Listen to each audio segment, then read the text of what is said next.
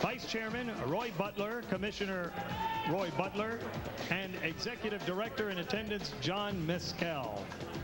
Your ringside physicians are Dr. Michael Schwartz, Dr. Anthony Alessi, and Dr. Joseph Carpenteri. Main Events, in association with Budweiser, This Bud's For You, presents 10 rounds junior middleweights. Your referee for this event from South Hadley, Massachusetts, Matt Mullaney. Introducing now the principals. First in the red corner, to my right, wearing the black trunks, gold trim, weighing in at 151 pounds, with a professional record that reads 24 victories, 3 defeats, and 17 wins coming by way of knockout. He hails from Atlanta, GA. Here is Romaris Ellis. His opponent in the blue corner, wearing the blue trunks with the white trim. He weighs in at 152 pounds. He is undefeated in 10 professional bouts. All 10 wins come by way of knockout. He hails from Oxnard, California. Here is ferocious Fernando Vargas. 10 rounds, junior middleweights. Gentlemen, I gave you your instructions earlier. I want a good clean bout. Protect yourself at all times. Good luck to both of you. All right. Well, the apparel alone tells you who thinks they sparkle in the ring. From Oxnard, California. After 10 professional fights, he has already cracked the top 20 by the WBC, in at number 17. 20-year-old ferocious Fernando Vargas, who comes out swinging, and Romaris Ellis says that's one thing about the guys from the '96 Olympics. They come out swinging. They don't sit down. They don't box like we guys do with the '88. I mean, how would you compare? How has boxing changed over those 8 years from the '88 team to the '96? Yeah, I think boxing has changed a great deal since 1988 to '96. It seems like the fighters of today that are the Olympians, seems like they realize the total picture, and they sense that one day they will turn professional, so they start as Olympians in their professional style, more a pro style. And that's what Fernando Vargas has been working with. Before that time period, many of the fighters just felt like they would stay in the amateurs all those years, so they picked up an amateur style. Now, Romaris Ellis has certainly paid his dues as a professional. You know, he's got 24-3 with 17 KOs, and in that time, he has learned how to fight that professional style. So that's one of the reasons this is such a terrific matchup. And that may be one of the reasons which the U.S. Olympic team picked up just 1 gold medal in the Olympics. Vargas was eliminated in the second round, and he says that he has more of that pro style. In other words, he could come out and he could lose the first round and ending up stopping his opponent in the third and the fourth, but the reason is he has time as a pro. He could pick the punches. Now he's able to do that in the amateur ranks. You have to get right to it. We're halfway through round number 1. Andrew Galata coming up. He returns to the ring after 6 months off. He's in the main event against Big Eli Dixon. That is coming up next, but this one right here can steal the show, as Vargas from the '96 U.S. Olympic team against Romaris Ellis from the '88 U.S. Olympic team. And Ellis has said, you know, he's seen all his friends, all his teammates go on, for the most case, winning the gold as pros, working their way to world titles. Roy Jones, Riddick Bowe, Carbajal, Mercer on the WBO, McKinney, Kennedy McKinney. And he says, you know, his time, he thought, was to come, and he understands tonight, if he does not get by, this could be it. And he is shaken, tries to defuse that shot. Vargas very patient here in round number 1, looking to see what Ellis has to offer. Yeah, showing a lot of ring generalship here in this opening round. Vargas, look how his punches are not wasted. Every shot he's throwing is landing on something.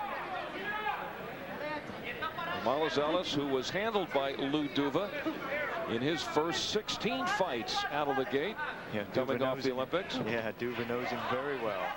Duva is a man who does his homework. Lou Duva, great boxing trainer. And feeling the name value that Ellis brings in, the value of his opponents, the right man at this time. Hey, hold on. Al Albert along with the champ Sean O'Grady at the Foxwoods Casino in Connecticut, and it's round number 2. And champ, exactly why does Lou Duva feel as if Romalis Ellis is the perfect complement for his Fernando Vargas tonight and at this stage of his young career? Well, first of all, he's got a terrific kid in Fernando Vargas. I mean, he really has a great vivacity about his career. He enjoys boxing. He works out very hard. He works diligently in the gym. And also, he's 10-0. It's time for him to fish or cut bait. He's got to step up to the plate. That's what Lou Duva is known for. He takes his fighters to a certain point, and then he can't do anything else for them. He puts them into a big fight and makes them fight. Romalis Ellis is going to put pressure on Vargas. He's going to show Vargas many things that Vargas has not seen yet as a professional. Ellis is a solid professional fighter, and that's what Lou Duva wants Fernando Vargas to have. He wants Vargas to glean some of that professionalism off of Ellis.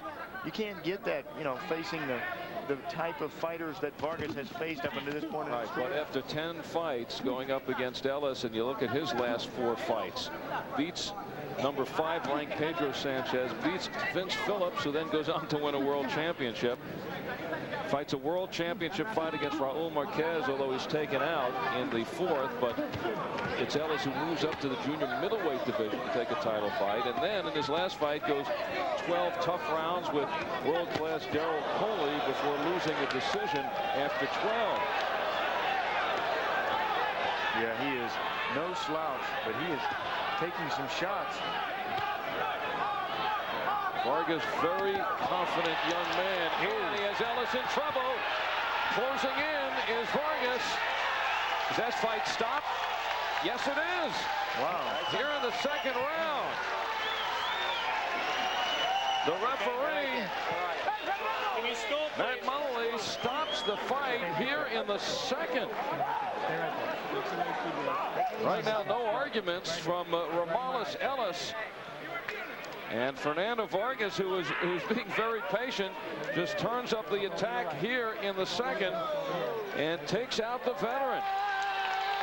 And he has to be very happy about that, to knock off a fighter like Romalis Ellis.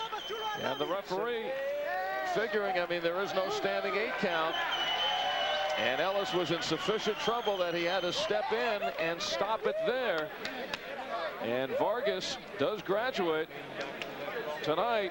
Ellis now sitting on the stool while the doctor checks him over. He has shown an incredible style of flashiness, incredible confidence. He knows how to get a guy in trouble and then take him out. He doesn't force it. There's the shots, the combinations upstairs. Referee looking in, and at this point seeing that Ellis is defenseless. The referee does not have a standing 8 count to work with, and thus has to stop the fight. Yeah, well, it was an ample time. Ellis was getting hit with shots, and he was trying to fend Vargas off of him, trying to push him back. But Vargas too strong and too fast. Very proud of his hometown of Oxnard. He dedicated this fight to high school teacher Dr. Saros, who had recently passed away, a good friend and a supporter in that tight-knit community.